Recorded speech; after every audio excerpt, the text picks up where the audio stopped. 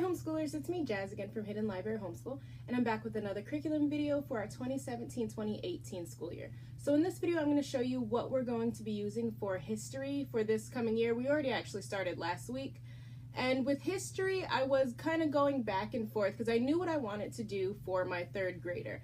We did in kindergarten cultures and continents, in first grade ancients, and then in second grade Middle Ages, so I knew we were going to end up doing Renaissance through Revolution, but it was my kindergartner that I wasn't sure what exactly we would be doing. I kind of wanted to start again with him, start from the beginning with him, with cultures and continents, just like I did with my third grader, but it felt like it was going to be way too much work to be doing two different history things when he could just be tagging along, and I knew that in about 2 years we would be circling back into cultures and continents. So I just decided to put them both together. So when I decided to do that, I already had all of my books that I wanted to use for my third grader, but when I decided to have my kindergartner tag along, I knew that I would want to pick up some picture books that would capture his interest a little bit more, since he probably won't be as interested in some of the books that are, you know, just the chapter books and things that usually go along with this, with the topics that we're going to be covering. So I went back and got a couple more picture books. So you're going to see those in this curriculum video. And hopefully this won't take too terribly long, but I do have a lot of books. So bear with me, it might take a little bit of time. I did not get as many books for our unit on Africa and Asia as I wanted to. I wasn't able to find as many. I'm going to have to do a lot more research and find more books, so there will probably be another video later on in the school year showing the books that we're going to be using when we get to Africa and Asia. So what I'm doing for history is we're going to try to stick to the 6 weeks on, 1 week off with our schedule with the schooling. So within those 6 weeks blocks, I'm kind of just doing a unit, and we're going to start out with Native Americans, go to Africa and Asia, do Renaissance, then exploration, Colonial America, and then the last one will be Revolution. So we're going to try to do, kind of go in order chronologically, but also go in units. So I'm hoping I don't know if that makes sense, but that's what we're going to try to do, just so we can kind of stick to a topic, but also move through history. And we are going to focus much more on American history. So that being said, I should probably just get into it because I do have a lot of books. And our spine are books that I've already showed before. I have the Big Fat Notebook, Everything You Need to Ace American History, and then I also have World History. And these are going to be our spines. These are kind of middle school review books, but they do have just enough information to either introduce or review the topics for a younger kid also. So I figured that since I wasn't finding a very good spine, what the usual spines that I see people use a lot of times, I just figured that we would be using these books. I also already had the Story of Exploration, and we're going to be using this a lot more once we get into exploration in that time period. The Lady Bird Histories, British History. I ended up really liking this book. I showed this in a haul before, and we have been using this book. I like the illustrations in here. They're clear, and also the writing, it's nice and big and something that my third grader can read and understand, and isn't too complicated, but definitely gives all the information that he needs. I did show in another haul. The first couple of books are books that I already had, but we will be using within history. We have Vincent Starry Night and Other Stories, and we're going to be incorporating this within history also. I have a history of just about everything, 180 events, people, and inventions that change the world, and we use this all the time within our history. We've been using this for years, and I really like it. It has all throughout, better move back, these books are getting big, so I want you to be able to see all of it. So we're going to be using this book also. I also already had the Kingfisher Atlas of World History. There is a newer version of this. I don't know how different it is, if it's different information, different page numbers, or if it's just an updated, you know, change the cover, change a picture here or there. I don't know what the differences are, but we do use this book. And since we already had it, I didn't go ahead and buy the newer version. So moving on to some newer books. Our other spine, along with the Big Fat Notebooks, we're going to be using some of these Nomad Press books. We have Explore Native American Cultures, and this book is in black and white. It says with 25 great projects I don't know how many other projects we're going to be doing, but we probably will be doing some here or there, and this just goes over some of the Native Americans that lived in North America. I wish it talked about all of America, you know, both of the Americas, North and South, and went over, you know, Maya, Inca, Aztec, and things like that, but it doesn't. It just pretty much is in the United States. We also have Explorers of the New World, Discover the Golden Age of Exploration with 22 projects. And so when we do our Explorer unit, we will be using this book. I also have Explore Colonial America. And this, two of these books are kind of at the lower level. These are, I think, this is 7 to 10-year-olds, it says, and this says 6 to 9-year-olds.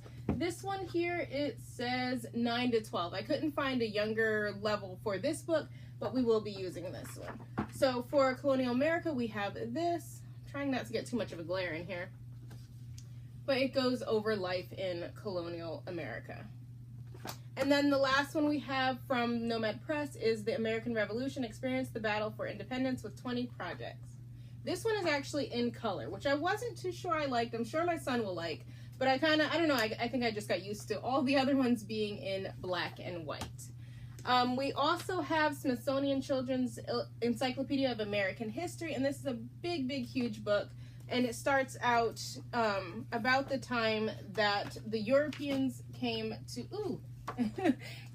to America. And this is a very popular book I see with a lot of people doing American history, because it is a nice, big book with a lot of information.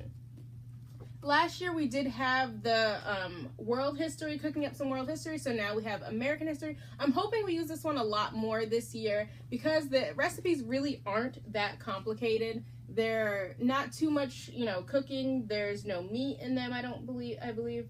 And they're usually pretty simple, but I also do like that it has some information here about that place. Let me see if I can find one. A little bit about that place, the time period, and why the people ate that at that time period. So moving on, we also have the Oxford Illustrated Book of American Children's Poems. And I like this book. I'm getting a horrible, horrible glare. Sorry, people. But I like that there are some illustrations in here. We did pick a couple of poems in here that we will be using for memorization. And I do... some are in color, some are in black and white. Also, we have Hand in Hand and American History Through Poetry. And this one is another one that starts about the time that the Europeans come to America. I'm not as big of a fan of this one. I'm not sure, but we will be using this one. I think it's just because I was thinking more just, I don't know. This is more history within poetry, which I guess is, what it says on the cover, so I should have known that, but I'm not as impressed with all of the poems in here. I also picked up Time for Kids, Awesome America, and I thought this book was going to be more like an encyclopedia, and it is in a way, but at the same time I think it's more of a coffee table type of book. I think this is something that my son might just like to look through when he's interested in a topic on his own. I don't know how much we're going to be using this one within our actual history. I think I might just give this to him when he's really just interested in whatever we're going over. Our first unit is going to be on Native Americans, but we are going to start with all of, you know, America, both North and South America. So I have True Book, the Ancient Maya, I have the Inca Empire, and also the Aztec Empire. I found from Hands on History Aztecs, and this has a couple of projects within it. We'll probably pick maybe only 1 or 2 projects in here, and I only picked this up for $1, so I figured that it was something that we could use. I already had Mayan, Incan, and Aztec civilizations, and these books from Carson DeLosa Learning Spot, I like to have these on hand. I only really use these when I can't find enough information on something, and I can just read over whatever, I can read over the topic, and if they have something on that I can fill in fill in any gaps, basically, if I can't find enough information. Also from Hands on History, I have Native North Americans. And then from History Pockets, I have Native Americans. I've had this one for a couple of years, but it never really fit into what we were doing, but it does fit in perfectly what we'll be doing this school year. I have Between Earth and Sky, Legends of Native American Sacred Places. And this has different legends from different tribes. And what I really liked about this one is at the end of it, they tell you exactly where it's from, instead of just saying, like I've seen in a lot of books about Native Americans, they just say, oh, this is a Native American legend, but they don't tell you which tribe it's from. So I really like that this one tells you what tribe each of those legends are from. I picked up another picture book since I wanted to incorporate my younger son. I have Rainbow Crow. And this has really great illustrations that we will be using for our notebook. I'm going to try really hard to actually be doing our notebook this year. Last year I tried to do notebooking for history, but it didn't work out as well because I kind of just had papers here and there and was saying, you know, just pick up a paper and write about it. But this year, just having our notebooks bound has helped out a lot, because then it is a book that we're using and not just random pieces of paper here and there that I'm trying to, you know, collect throughout the day. I also have a visual dictionary of Native communities. And this is another one where I really like the illustrations. It's detailed, but also not too complicated, not too detailed that it's distracting, but detailed enough that you can really see how they lived. And it has just enough information there that my son will be able to read that. My lighting is so bad, sorry. Moving on to Renaissance, I have the Usborne Illustrated Stories from Shakespeare. And we won't be doing all of the stories in here because this is pretty thick. But we will probably be doing, you know, the big couple of stories, maybe Romeo and Juliet, Hamlet, things like that. So, but it does, at the end of it, tell you a little bit about William Shakespeare. My piles are getting too big. I have Neo Leo, The Ageless Ideas of Leonardo da Vinci. And this is a book talking about the ideas of Leonardo da Vinci and how we have kind of modernized them and used them today. I also, I gotta move my piles around. I have from Usborne, See Inside the World of Shakespeare, and this is one of those flip books. My son really loves this, my older son. I know my younger son is going to love this also. So we'll be going through this book to see how people lived in that time period and also learn about Shakespeare. I have from Carson Dulles, The Learning Spot. I also have the Renaissance, and just like the other one, I just use this to fill in any gaps. If we don't have enough information, I can read this over and kind of give a summary to my son. So that is pretty much what we use those books for. I have William Shakespeare and the Globe, and this is written in kind of acts, in acts and scenes all about his life. It has nice illustrations that we'll be able to use in our notebook. I have a whole big old stack of You Wouldn't Want to Be books. These books, I do have a lot of books here, and I do want to say we did purchase all the books ourselves. We do buy all of our curriculum ourselves. But what I've been doing is just kind of buying maybe a book or two here or there whenever things go on sale, because some of these books can be $10. But if I find them on sale for $5, I might buy one or two of them in a week and over time accumulate the books. I haven't been going and just buying just books, oh, this is on my list, I'm going to buy that. I've just been buying things over the past couple of weeks, over the past couple of months, every week, buying just a few books and then just accumulating all the books that I wanted to have within our curriculum. So the first one I have is You Wouldn't Want to Explore with Sir Francis Drake. My cord. The Spanish Armada. We have You Wouldn't Want to Be a Samurai. You Wouldn't Want to Be Ill in Tudor Times. You Wouldn't Want to Be Married to Henry VIII. You Wouldn't Want to Be a Pirate Prisoner. You Wouldn't Want to Be in the Great Fire of London. You Wouldn't Want to Be Guy Fawkes. You Wouldn't Want to Sail on the Mayflower. You Wouldn't Want to Be an American Colonist. You Wouldn't Want to Be a Salem Witch. You Wouldn't Want to Be Sir Isaac Newton. and then You Wouldn't Want to Be a Convict Sent to Australia. So those are all the books that we have for the with the What You Wouldn't Want to Be series. My son really likes that series, and that was definitely one of the books that the illustrations make it seem like it's, from an adult's perspective, makes it seem like it might not be as serious, but there's a whole lot of information packed into these books, and my son really likes them, so that is why I have so many of those. I do only have about one book on Africa right now, but like I said before, I'm going to be getting a couple more books for Africa and Asia, because I definitely want to go over those topics and don't want to just gloss over the history there. So I have The Village That Vanished, and this is a book about, this is a story about what if a village just vanished and was able to escape from the slavers in Africa. I have Encounter, and this is a story about what if a boy warned all of the natives about the newcomers and how they didn't listen to the boy. It's a fictional story, but it is a picture book that I wanted to use.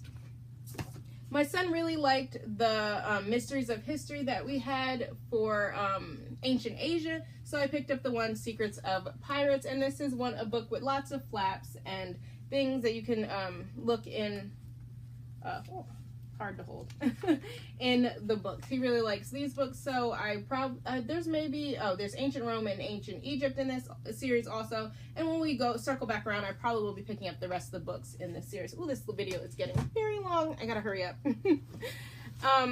So I found a new series that I really, really, really like, and this is The Blast Back, A Peek into the Past. So I have the Salem Witch Trials, I have the Great Wall of China, and I also have the American Revolution. And what I like about these books, because my son can read at a 5th grade or 6th grade reading level, but it is nice to find books that are actually at his reading level, at his grade level. Because just because he can read at a higher level doesn't mean that I want to give him all the information at the higher level, because he seems to take it in a lot more when it is at his grade level. So this is probably 2nd, 3rd grade reading level, and it has nice little illustrations, enough information in here that I think he's actually going to get a lot of, retain a lot of what is in here because of the reading level, because of the pictures in here.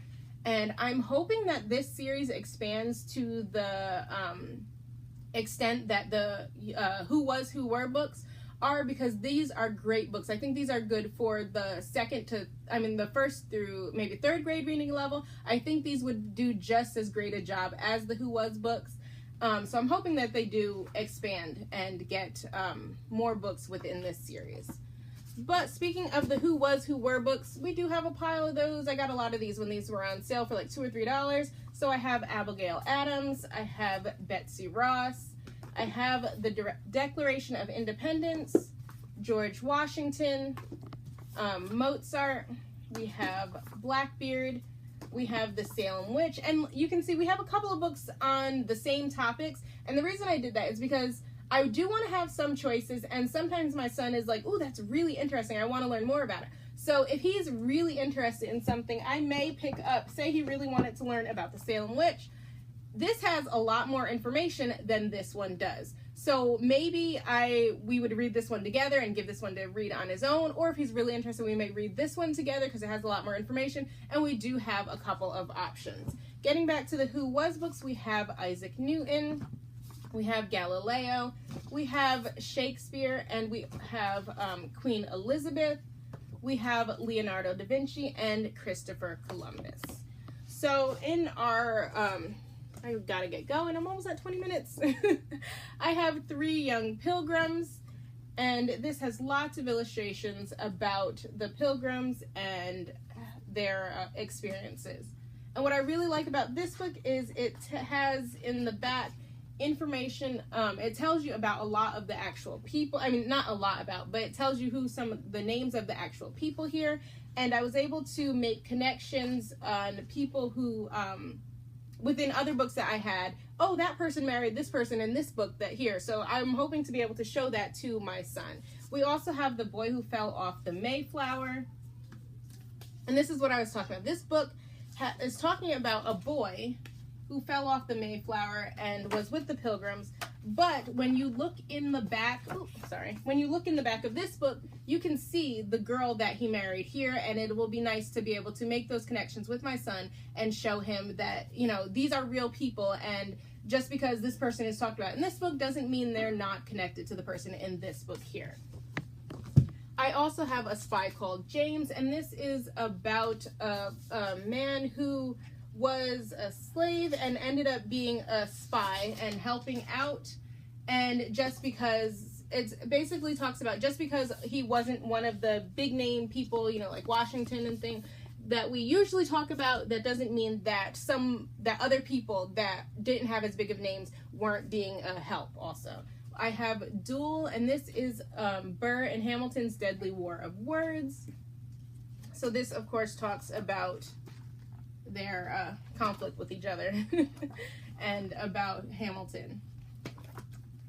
I have Heart and Soul, a story of African Americans, and I don't know how much we'll be using this book because it's only the first 2 chapters that are actually talking about what we're going to be going over this year. So we'll probably get a lot more use out of this book next year when we go into more modern history. I have Now and Ben, and this is just like the Neo-Leo book, talking about how Ben's inventions and how we use them today.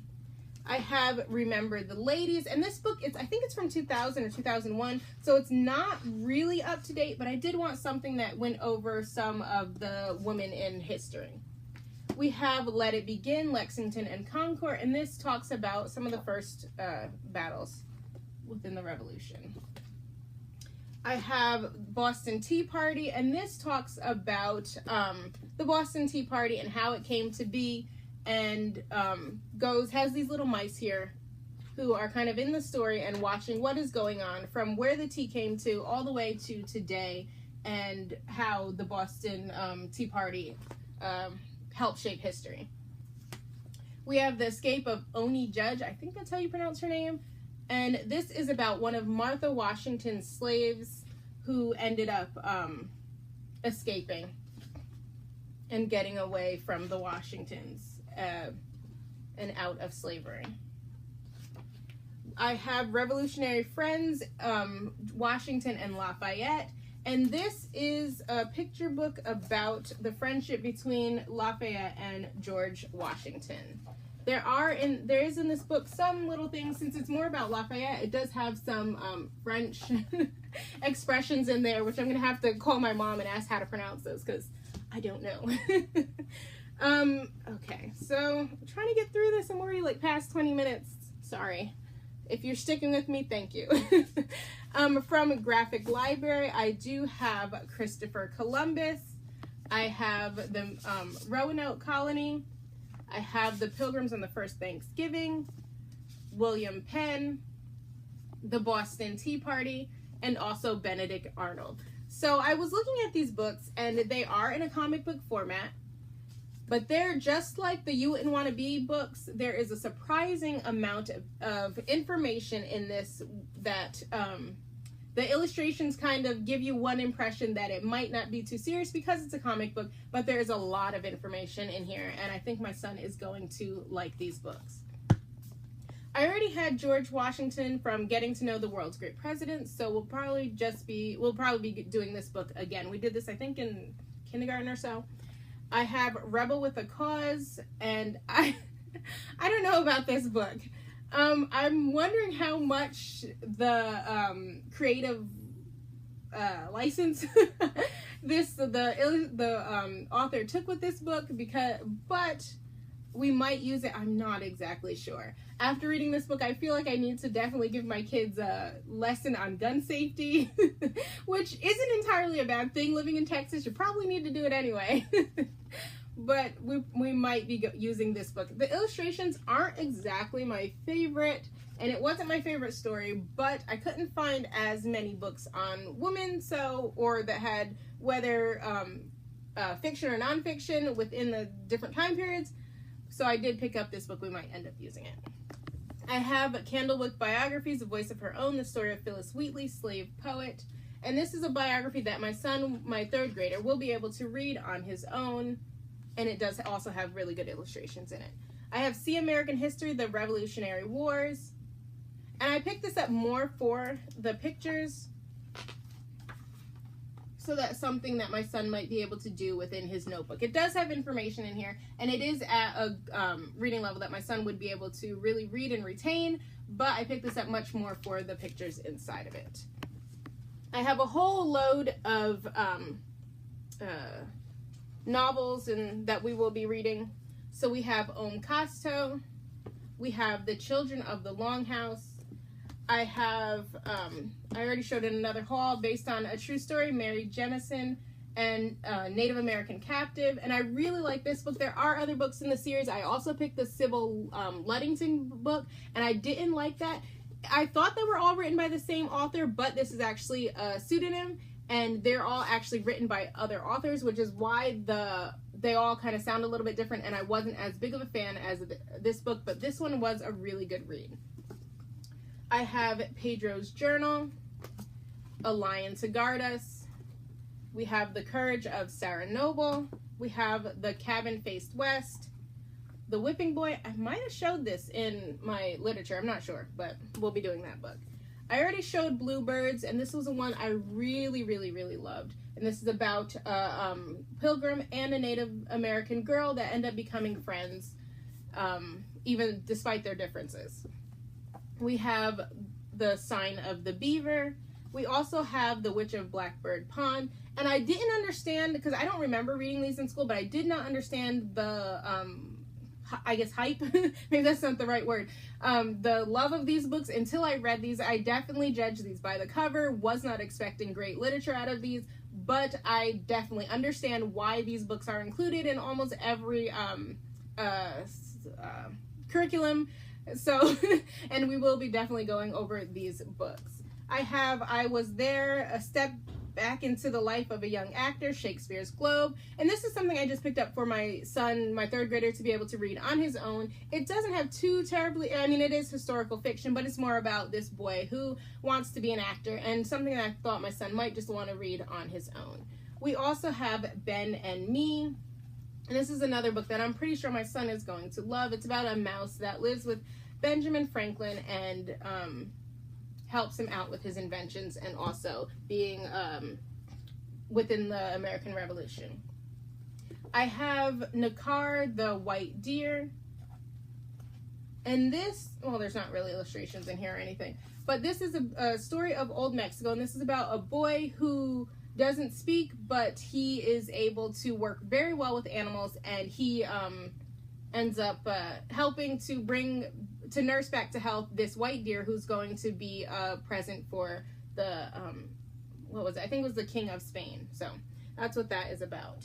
I have Revolutionary War Adventure Between the Lines, Revolutionary War Slaves of Journey to Freedom. And I picked this book up because I really was looking for a book that my sons could kind of connect to.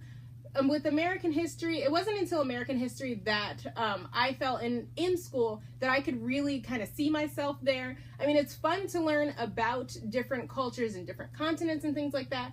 But for me personally, I thought that I really was fascinated by Chinese history. I thought it was very interesting.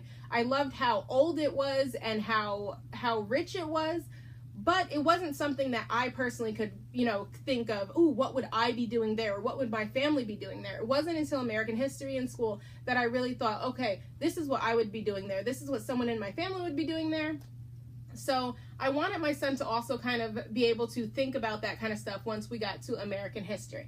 And so I was looking for a book about a mixed child that would be living at that time period, and this story is about a girl who is mixed but is also light enough that she can pass, and trying to find her way to freedom, trying to navigate through the Revolutionary War and her journey through that, and also the conflict that she feels about while she is a slave and the feelings that kind of the slaves have towards her, but she's light enough to pass and kind of feeling guilty for passing, but also wanting her freedom. So I kind of wanted something that my sons could relate to, because my sons, if they were living during that time period, they could definitely pass, especially my middle son. So I thought that this would be an interesting story, and also something that would be a little bit thought-provoking. I don't know how thought-provoking it will be for a third grader, but it was something that I thought would be an interesting read for them.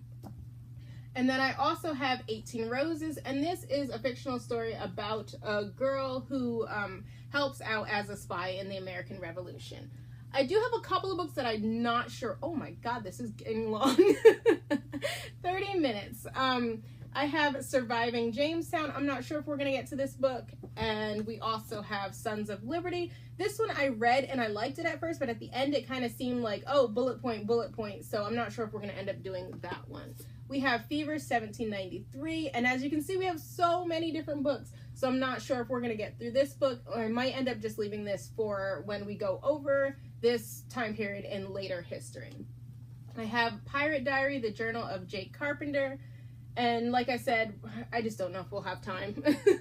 And we also have Revere and I. And it's from the same author as Ben and Me, but it's at a bit higher reading level, so we might just leave this for another time period. So lastly, I just wanted to show you really quickly, I am kind of making up my own lesson plans, and these are just the first 2 weeks of them. I'm trying to keep it simple so that we can get through things, but I did want it laid out for me in a nice way. So I do have our what we're doing for poetry, what we're doing for True Lies, not True Lies, the book that I showed in my literature about,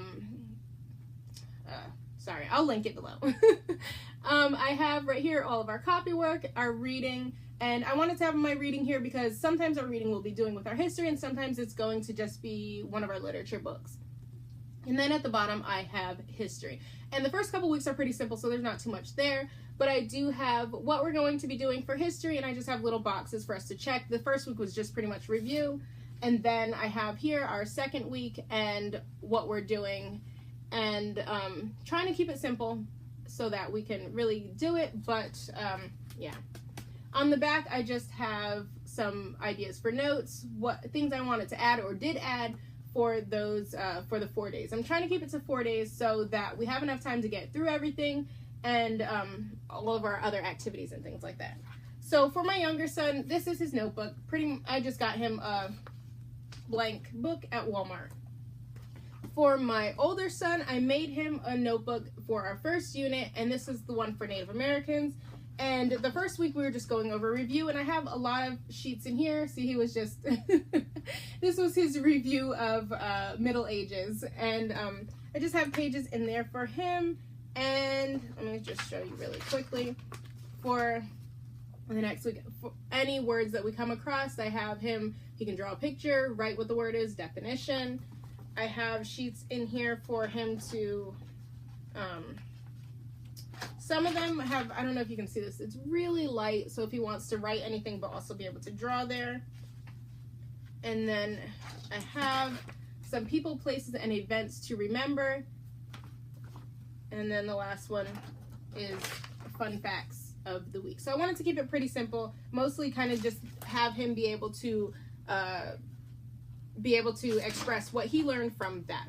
So that is all that we have for history, and believe it or not, I do need other things for, like I said, for Africa and Asia, so I will be showing those. I'm not going to be adding too much to it because it took me half an hour to get through this video, so I don't need too many books other than that. I have one more book for, one more video that I need to show for my third grader with all of our electives and things, so hopefully I'll be able to get to that video within this week. But thanks for sticking with me if you have through this very long video, and thanks for checking this video out from Hidden Library Homeschool. Please like, comment, and subscribe below. Bye.